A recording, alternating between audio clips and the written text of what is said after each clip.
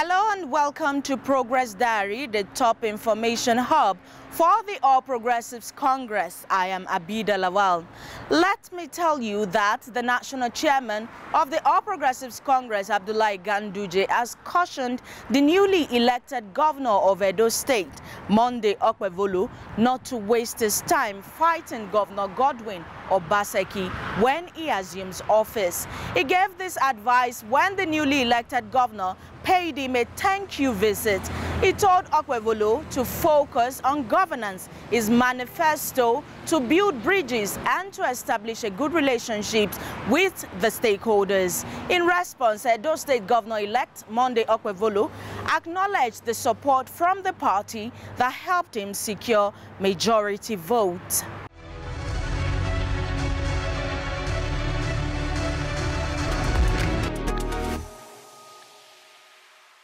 The All Progressives Congress on Monday inaugurated a 305-member National Campaign Council for the Ondo State governorship election, where the national chairman of the party, Abdullahi Ganduje, urged members to work together to ensure the APC's candidate wins the election.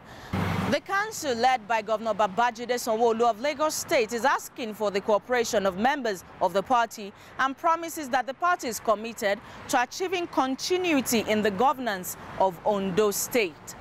The council, led by Governor Babajide Sanwo-Olu of Lagos State, is asking for the cooperation of members of the party and promises that the party is committed to achieving continuity in the governance of Ondo State. Chairman of the campaign committee, Babajide Sanwo-Olu, said Lucky Ayedatiwa, candidate of the party and governor of Ondo State, has made the job of the committee easy.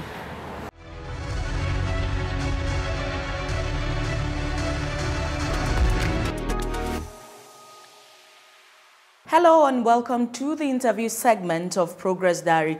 Today I'll be speaking with a former federal lawmaker, Honorable Francis Agbo. You're welcome, sir.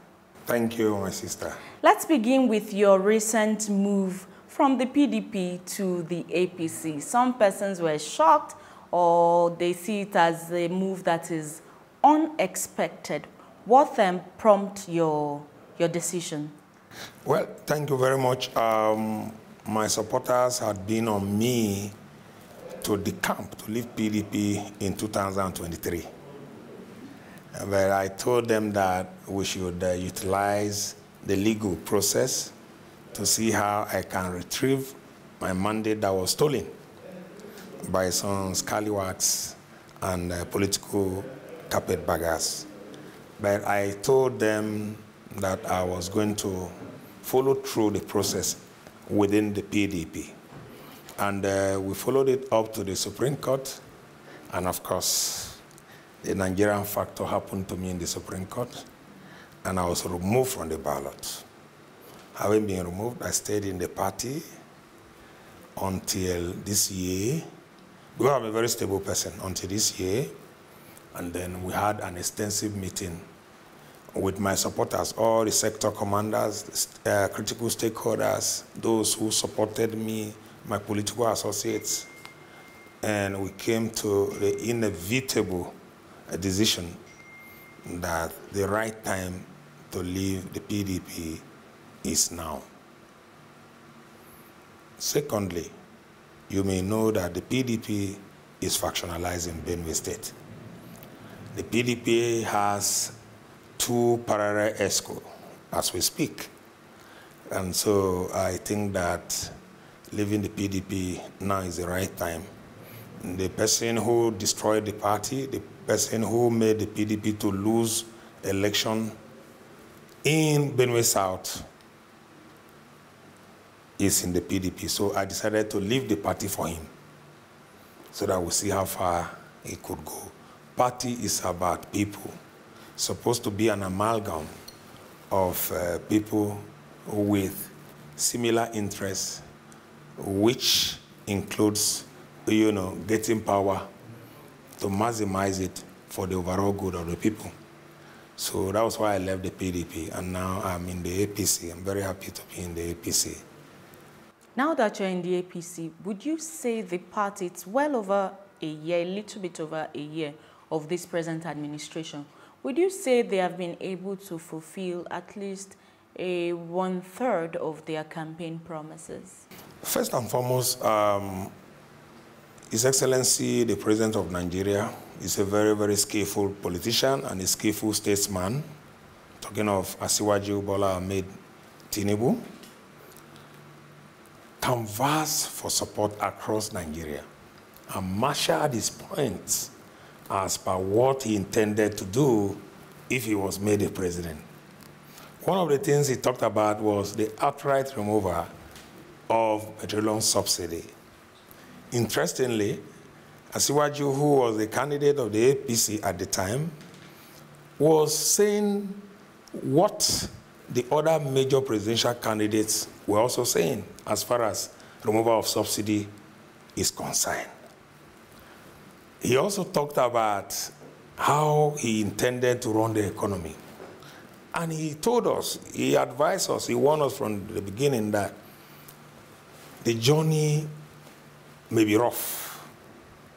You know, for every critical decision you take, the first stage of implementation is always rough. And that's where we are now. The president promised to remove subsidy.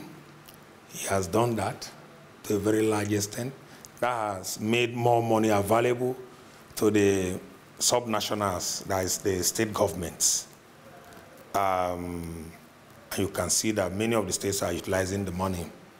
So as far as I'm concerned, for now, while I could say it is still early to really arrive at a concrete decision, I wish to say that the chick that will grow into a big cock is known from the day the mother, or that is the hen, hatches it.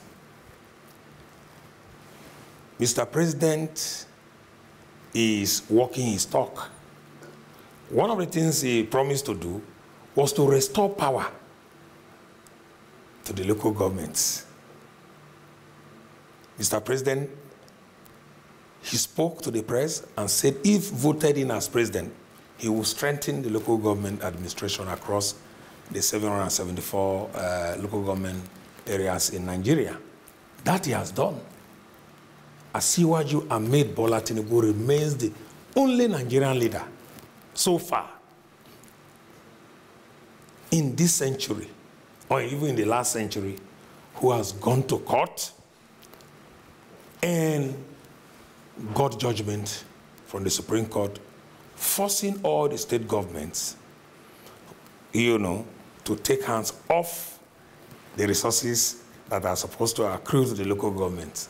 This must be lauded. Mr. President has done well. That is one promise fulfilled.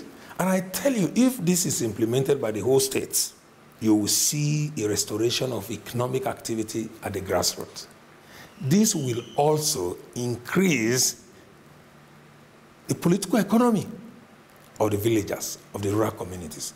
Don't forget, everybody in Nigeria comes from a local government. And that is what, for me, the local government is the mitochondrion of every nation.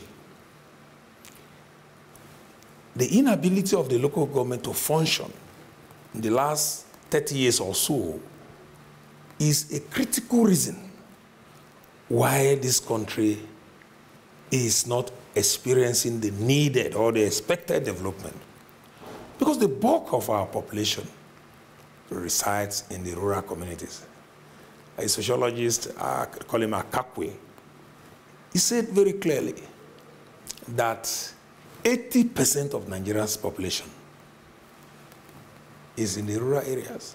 So by that singular initiative of the president, for mustering the political will to challenge this matter in court, we must all give him his needed flowers. He has done well. So that is one campaign promise achieved.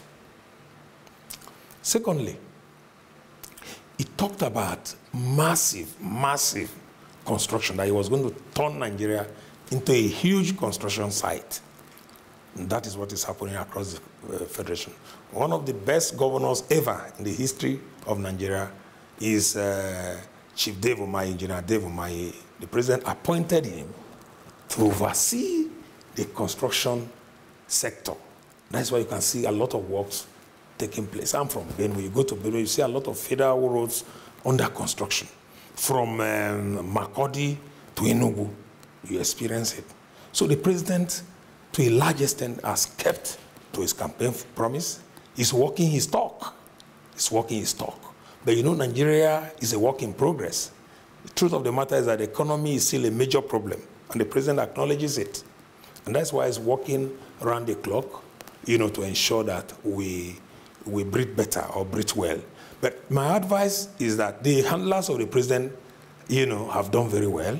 So Chief Bayo Onanuga, Maoga, who has done very well in engaging Nigerians on behalf of Mr. President, and of course, the Minister of Information too, doing very well. And lately, my editor, Mr. Sunday Dari, has been appointed, you know, to add more zest to what they are doing. All I need to say is that they are doing very well. They shouldn't be tired, because no communication is too much, especially in a country like Nigeria that has multiple, over 200 ethnic groups. You need constant communication. They have to, recalibrate the periodization of the expectations as a result of this subsidy removal. First and foremost, they should tell Nigerians the quick wins. They should tell Nigerians the mid win, and then they should tell Nigeria the consolidated win. By so doing, they should also not forget, in giving a railing at the timeline, they shouldn't forget to tell Nigerians, between so and so period, these are the hardships you face. Between so and so period, these are the release you get. Like that. Because you cannot make omelette without breaking the egg. And the president, Tinubu, very experienced man, President Tinubu, very experienced man, very experienced, was governor, was one of the founders of the APC and what have you. So I think Nigerians should give him more time. It means well, because if it were to be Atiku or Obi, both of them promised to also remove subsidy. Do you understand? And so Nigerians should be a bit patient with him. And I'm very happy that the president listens. The president is a listening president, a core politician, civil rights activist, a Nadeko chieftain in those days who fought against oppression. So that is why the president is very available to take correction. Don't forget. He talked about, one of his campaign promises was taxation. And so he tried to bring the tax reforms bill. He brought it, but Nigerians cried blue murder. The governors complained, they advised appropriately. The civil society organizations, NLC, and almost most Nigerians complain about the tax reforms. And as a listening president, he has withdrawn what? The tax reform bills. I mean, that is great. That tells you that Nigeria is truly in a civil rule. So I'm very happy. To answer your question straight, the president, to a very large extent, is walking his talk, and he has started, achieving, most of the campaign promises he made to Nigerians, which I just gave you some of them. And I also, one thing the president has done that I like so much was the way he retained His Excellency General Buba Marwa as the chairman CEO of NDLA. Great Nigerian who has done so much, he has turned around the agency. And don't forget, one of the agencies right now that gives Nigeria positive image is the NDLA, because of the kind of work they have been doing. And that's why day after day you see foreign donors, UNICEF, a lot of international organizations, even countries like Germany, European Union, they have been donating a lot of things to NDLA, sniffer dogs, so many things that they use. And of course, even in Nigeria, people have been doing that because they saw the credibility of Marwa. And so I want to thank Mr. President for retaining Marwa in that position. And then Minister Nyesom Wike. I've been farming in Abuja since 2012. And the locals, the aborigines, They keep telling me when I go to my area council for where I farm, they say, oh, Wike is the best minister of FCT that they have ever seen. He's the best minister of FCT. That he doesn't trample on their rights. He gives them their due. He doesn't take land by force. If he's taking land from indigenes, he makes sure that compensations are paid before taking over. And they are always praising Mr. President and all of that. So there's need for this to be made out so that the public will know that the people of FCT, the Aborigines, the natives, are very happy with Mr. President for appointing Chief Nyesom Wike, the former governor of Rivers State, for appointing him the FCT minister because of the kind of work he has done. He has been able to create an organic link between the government, the FCT government, and the indigene. And that's why you see everywhere is quiet, no protest. Now we'll go to your state, Benue State.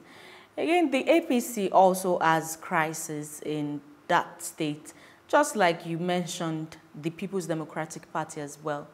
How significant is this, or what does this portend, especially in the next 3 years or so? You'll be asking people for their votes again in the state. What do you think the party needs to do to put together to seek the electorate's vote? Actually, I'm not aware of any manifest crisis in APC in Benue State. You know, politics is an enduring struggle. It's a contestation of ideas. My ideas are better, yours, you claim that yours are better. So those are some of the things that I see in the Benue State chapter. And don't forget, unlike the PDP that doesn't have a governor and the president, the APC has governor and the president. So whatever crisis they have can be easily resolved by Mr. President. Do you understand? And he's the father of Nigeria. All the critical stakeholders will listen to him. They will listen to him. He has a way of, appeasing everybody. He has a way of appealing every interest group within the APC. And I think that there won't be a problem with that, coupled with the fact that the APC has an archetypal national chairman. His Excellency Alhaji Abdullahi Ganduje, and the National Working Committee of the APC. They have been giving a lot of support to Mr. President and all the states in Nigeria. That's why you see a lot of APC activities, from bottom to top and top to bottom. The chairman of the national chairman of the APC has done very well, keeping the party together. And again, recently, I was so impressed when I saw about the establishment and the inauguration of the Progressive Institute, which was, made possible by the current national chairman and his national working committee. And for the purpose of this interview, the Progressive Institute is meant, to add some intellectual, angle to what the party does. Don't forget, even democracy, what you call democracy, presidential system, parliamentary system, they are all products of the intellect.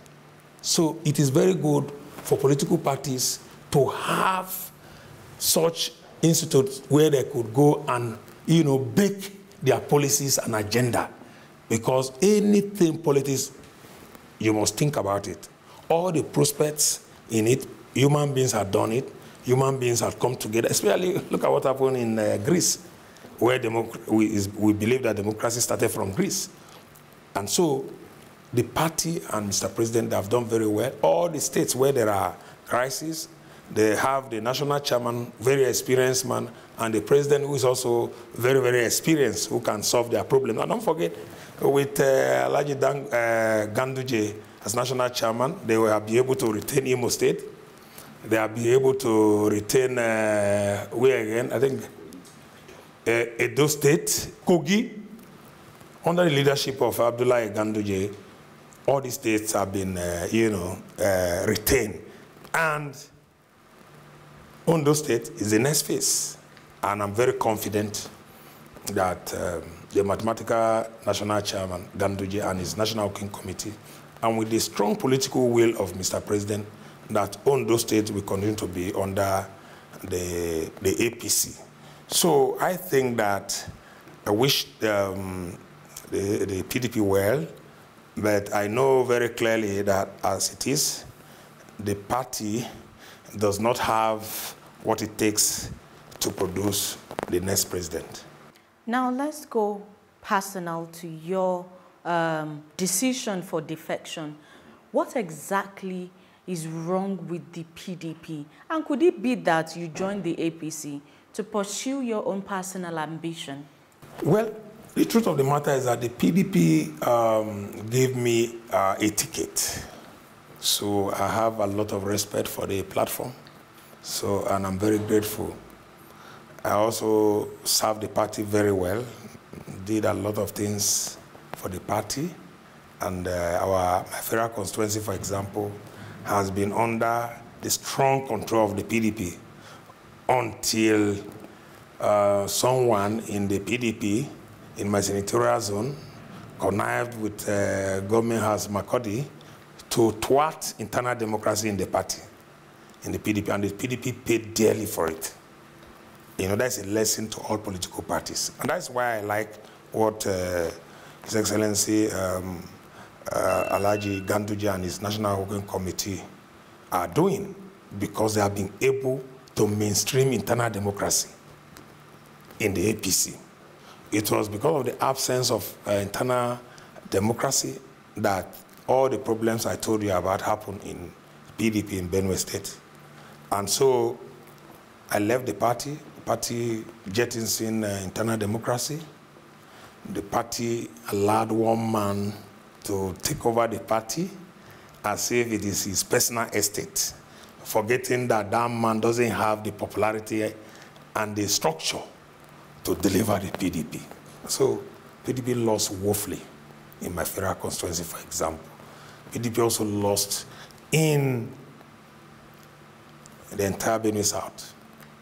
What I expect in the APC is what I already saw before I decamped to APC.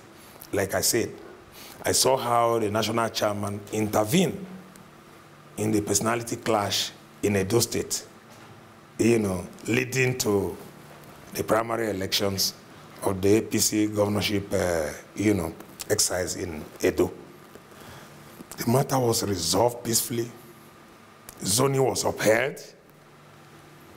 Zoning was upheld. When the national chairman saw that the zoning was not being upheld, the person that won the first primary is from Edo South, where the outgoing governor hails from.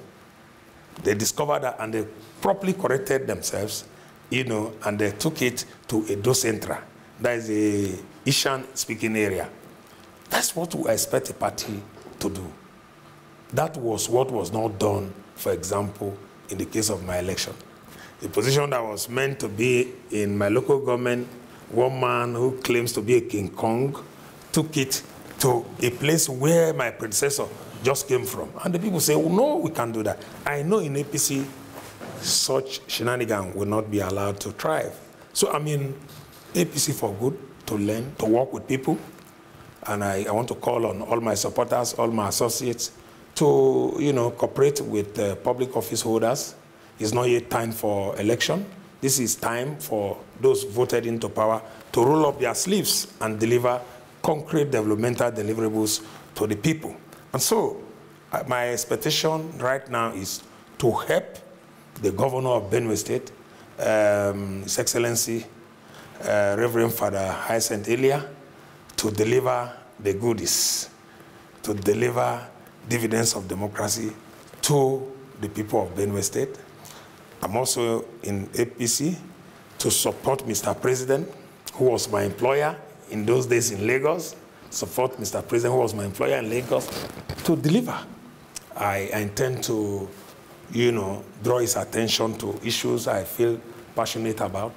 That is just why I'm in APC, and I feel by so doing, I will contribute to the national development. Since APC is a national party, I will be able to contribute my quota. The point I want to make is that I am in APC to help drive development. I will support Mr. Governor, who is a great leader, who is our leader, to engender development in our rural communities. And all the appointees of the president will also be able to give them correct advice at the appropriate time. Whatever crisis that exists amongst the the big men or maybe amongst the critical stakeholders of the APC in Benue, I'm very confident that before election, Mr. President will resolve this crisis, if there is any. Because I, for one, am not a centrifugal politician. I'm a centripetal politician. I like people to work together. When you work together, things happen. When you work together, you'll be able as, I don't know how to put it. When you work together, you'll be able to blow your own trumpet. But if you don't work together, you cannot blow the trumpet. Because right now, as I speak with you, I feel that we're in the golden era in Benue State. Do you understand? We have a governor who knows what he's doing, who is passionate about the people. Since he came, he has been clearing salaries, awarding contracts of roads and water fuel. So, and at the center, we have an SGF, and we have minister and so many other appointees. So, Benue has never had it this good. Benue has never had it this good. So I am not in APC to go and cause division. No. No, because I'm a people's politician. I want my people to be developed. I want the landscape to be developed. So I cannot come and encourage division.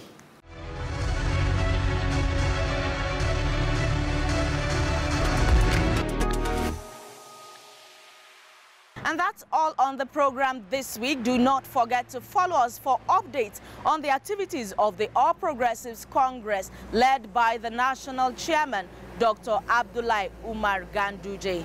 Thank you for watching. I am Habida Lawal. See you next week.